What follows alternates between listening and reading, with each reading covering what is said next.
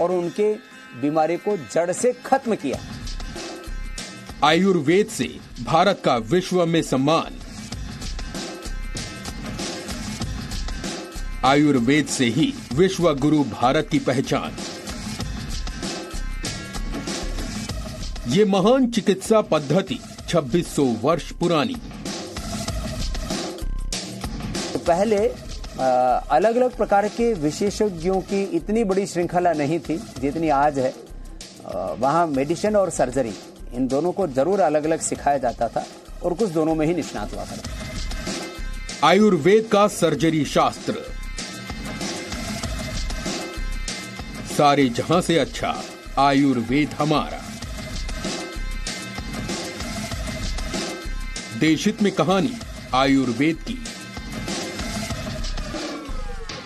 हमारे पास हजारों वर्षों पुराना लिटरेचर है। वेदों में गंभीर बीमारियों से जुड़े इलाज की चर्चा है, लेकिन दुर्भाग्य से हम अपनी इस पुरातन रिसर्च को, ज्ञान के इस खजाने को आधुनिकता से जोड़ने में इतने सफल नहीं हो पाए। नमस्कार, देशहित में आपके साथ मैं अदिति त्यागी और देशहित में आज हम आपको भारत की महान चिकित्सा पद्धति आयुर्वेद के बारे में बताएंगे। आयुर्वेद से जुड़ी बड़ी खबर आपने जरूर सुनी होगी। भारत सरकार ने चिकित्सा के क्षेत्र में आयुर्वेद को और बढ़ावा देने के लिए आयुर्वेद के पोस्ट ग्रेजुएट डॉक्टरों को सर्जरी करने की इजाजत दे दी है। केंद्र सरकार ने इसी से जुड़ा गैजेट नोटिफिकेशन 20 नवंबर को जारी किया था।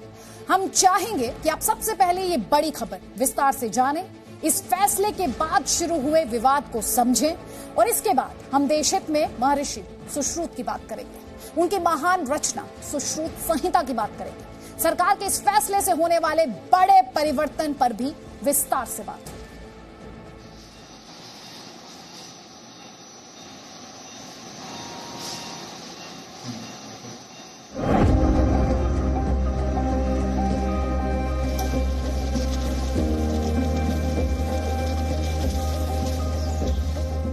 ऑपरेशन थिएटर के अंदर की ये तस्वीरें वाराणसी की हैं। सोमवार को काशी के सूर्या अस्पताल में एक मरीज की लैप्रोस्कोपिक सर्जरी की गई। गॉल ब्लैडर से पथरी निकालने का सफल ऑपरेशन हुआ। ये सर्जरी अस्पताल के डॉक्टर आशीष कुमार के नेतृत्व में की गई।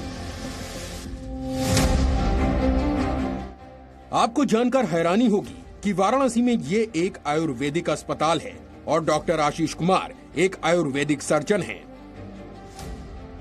अब आप सोच रहे होंगे कि आयुर्वेद में सर्जरी कैसे संभव है, तो आपको ये जानकारी भी होनी चाहिए कि आयुर्वेद में शल्य चिकित्सा का इतिहास 2600 वर्ष पुराना है और महर्षि सुश्रुत सर्जरी के जनक कहे जाते हैं। भारत की इस महान गौरवमयी आयुर्वेदिक चिकित्सा पद्धति के इतिहास की चर्चा बस थोड़ी देर में। उससे पहले आयुर्वेद से जुड़ी बड़ी खबर सुनिए।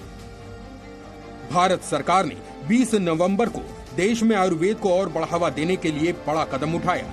सरकार ने गजट नोटिफिकेशन के जरिए आयुर्वेद के पोस्ट ग्रेजुएट डॉक्टरों को सर्जरी करने की इजाजत दी, जिसके बाद देश के आयुर्वेदिक पोस्ट ग्रेजुएट डॉक्टर भी एलोपैथिक डॉक्टर की तरह ही एक दो नहीं बल्कि 58 तरह की सर्जरी कर सकेंगे। इनमें हड्डी रोग, आंखों की सर्जरी, कान, गला और दांत की सर्जरी, इसके अलावा स्किन ग्राफ्टिंग, ट्यूमर की सर्जरी, हाइड्रोसील, अल्सर और पेट की सर्जरी शामिल हैं। यही नहीं, वाराणसी में हुए लेप्रोस्कोपिक सर्जरी को आप इस फैसले के बाद शहर का पहला कामयाब आयुर्वेदिक ऑपरेशन भी कह सकते हैं। हर्ष का विषय है कि central council of Indian medicine के माध्यम से भारत सरकार ने आयुर्वेद के शल्य तंत्र को कानूनी वैधानिक मान्यता अधिसूचना के माध्यम से प्रदत्त की, जो इस देश के गौरवमयी चिकित्सा पद्धति भारतीय चिकित्सा और आयुर्वेद के साथ ही सर्जरी के प्रणेता महर्षि सुश्रुत के प्रति सच्चे श्रद्धा और सम्मान का प्रतीक। केंद्र सरकार के इस फैसले पर आयुष डॉक्टरों की सबसे बड़ी संस्था नेशनल इंटीग्रेटेड मेडिकल एसोसिएशन यानी नीमा ने खुशी जताई है। लेकिन इंडियन मेडिकल एसोसिएशन ने निर्णय का विरोध किया।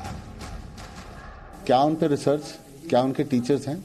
आज जितने भी आयुर्वेदिक हॉस्पिटल्स चल रहे हैं, अगर जनरल सर्जरी कर रहे हैं तो हमारे डॉक्टर जाके कर रहे हैं। आप 3 साल के कोर्स में ये 66 प्रोसीजर देके व्हाट इज द गाइडलाइंस कि आप इन 66 प्रोसीजर तक उनको सीमित कर पाओगे? आईएमए ने बयान जारी करके कहा, चिकित्सा पद्धतियों के बीच में एक लक्ष्मण रेखा होनी चाहिए। सीसीआईएम यानी central council of Indian medicine खुद के प्राचीन लेखों से सर्जरी की अलग शिक्षण प्रक्रिया तैयार करे और सर्जरी के लिए मॉडर्न मेडिसिन के तहत आने वाले विषयों पर धावा न करे। आईएमए ने यह आरोप भी लगाया कि सीसीआईएम की नीतियों में अपने छात्रों के लिए मॉडर्न मेडिसिन से जुड़ी किताबें मुहैया कराकर इलाज के दोनों तरीकों को मिलाने की कोशिश हो रही है। सर्जरी आधुनिक मेडिकल साइंस का हिस्सा है और इसे आयुर्वेद के साथ मुख्य धारा में नहीं लाया जा सकता है। मैंने एक प्रेस रिलीज किया है, उसमें कहा गया है कि हम लोग इसका विरोध करते हैं। इन्होंने जो विरोध किया है इसका निमा के अध्यक्ष, राष्ट्राध्यक्ष की तरफ से मैं पुरजोर विरोध करता हूं। दोस्तों, टेक्नोलॉजी और टेक्निक ये जो है इसकी विरासत किसी को नहीं रहती है, इसकी मालिकाना हक किसी को नहीं है। जो भी ये हासिल करते हैं टेक्निक और टेक्नोलॉजी वो उनका होता है। मेडिसिन अगर रहा तो मेडिसिन की बात अलग है, मेडिसिन पे आपका अधिकार हो सकता है, लेकिन टेक्निक और टेक्नोलॉजी के ऊपर किसी का अधिकार नहीं होता है। यानी सरकार के निर्णय पर नीमा और आईएमए अब आमने सामने हैं और 20 नवंबर के बाद से ये विवाद लगातार बढ़ता जा रहा है। ब्यूरो रिपोर्ट, जी मीडिया। देश में आयुर्वेदिक डॉक्टर भी सर्जरी कर सकेंगे तो आईएमए को आपत्ति क्यों हो रही है? दरअसल ये समझ से परे है, क्योंकि सरकार के नोटिफिकेशन में हार्ट, किडनी, लिवर या ब्रेन जैसे बड़े ऑपरेशन की इजाजत नहीं दी गई। जहां तक आयुर्वेद पद्धति से सर्जरी कराने वाले मरीजों की संतुष्टि का सवाल है, तो हमने दिल्ली से आपके लिए एक रिपोर्ट तैयार की है जो इस विषय पर फैले भ्रम को दूर करेगी और साथ ही आपको भारत की प्राचीन चिकित्सा पद्धति के पितामह महर्षि सुश्रुत के बारे में ऐतिहासिक जानकारी भी देगी।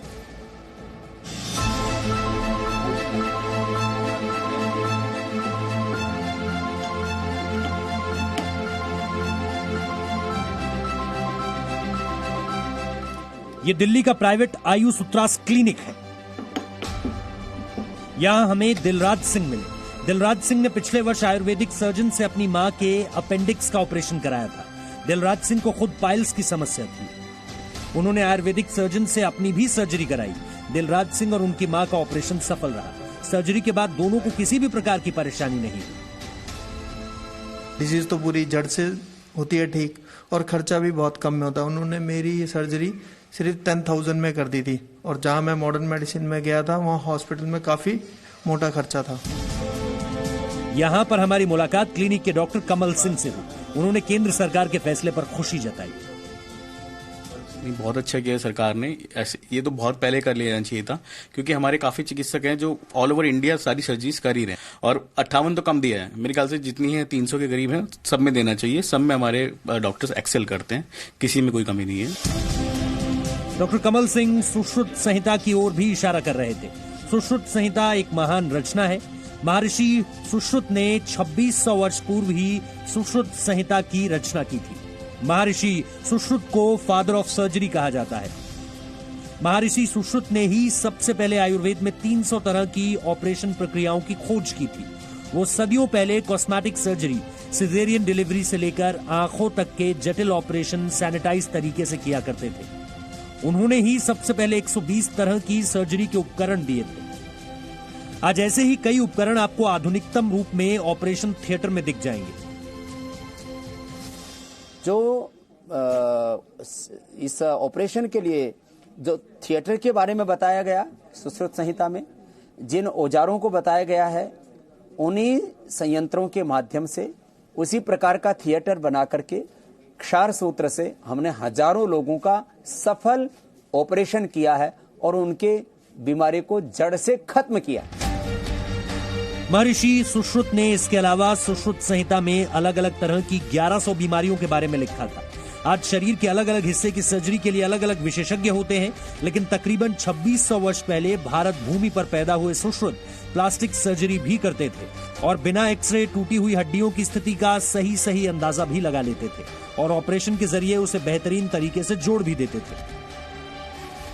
तो आइए, मैं हमारे ऊपर जो ऑब्जेक्शन उठा रही है, मैं ये कहना चाहूंगा कि जो फादर ऑफ सर्जरी है वो टिल टुडे पूरे वर्ल्ड के अंदर सुश्रुत है और सुश्रुत संहिता के अंदर जो भी उन्होंने प्रोसीजर्स बताए हुए हैं वही प्रोसीजर टिल टुडे आजकल फॉलो किए जाते हैं। कोई भी 108 यंत्र उन्होंने सर्जरी के बताए थे, वो आज भी 108 यंत्र उसी की तरह यूज किए जाते हैं। उसमें थोड़ा सा टाइम के अकॉर्डिंग उनमें थोड़ी सी मॉडिफिकेशन आई है, क्योंकि फिजिक्स जब इन्वॉल्व हुई है हमारी सर्जरी के अंदर, तो वो फिजिक्स इन्वॉल्व हुई है, वो कोई किसी मॉडर्न पैथी की वजह से नहीं हुई है।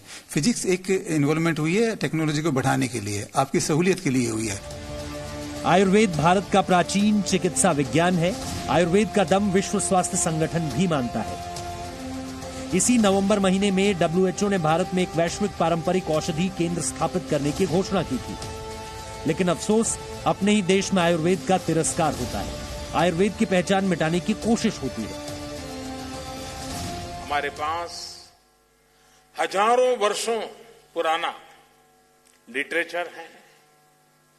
वेदों में गंभीर बीमारियों से जुड़े इलाज की चर्चा है, लेकिन दुर्भाग्य से हम अपनी इस पुरातन रिसर्च को, ज्ञान के इस खजाने को आधुनिकता से जोड़ने में इतने सफल नहीं हो पाए। सरकार के फैसले से देश को भविष्य में बड़े फायदे होंगे। आने वाले दिनों में इस निर्णय का असर गांव और छोटे कस्बों में भी दिख सकता है। ब्यूरो रिपोर्ट, जी मीडिया।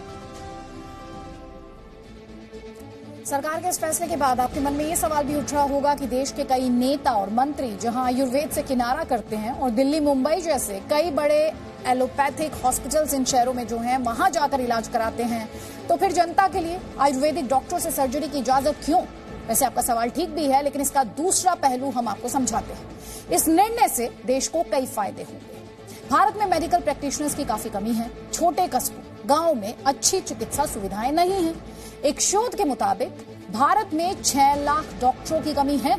इसके अलावा भारत में 20 लाख नर्सों की, 6 लाख डॉक्टरों की और 20 लाख नर्सों की कमी है। आयुर्वेदिक डॉक्टरों को सर्जरी की इजाजत से इस कमी को कुछ हद तक दूर किया जा सकेगा। आयुर्वेदिक डॉक्टर गांव में, कस्बों में तैनात होंगे तो वो छोटी छोटी सर्जरी तुरंत कर सकेंगे। गरीबों को भटकना नहीं पड़ेगा, शहरों के चक्कर नहीं काटने पड़ेंगे और इलाज का खर्च भी कम हो जाएगा। और सबसे बड़ी बात ये, गांव में फर्जी डॉक्टरों से मरीजों को मुक्ति मिल जाएगी।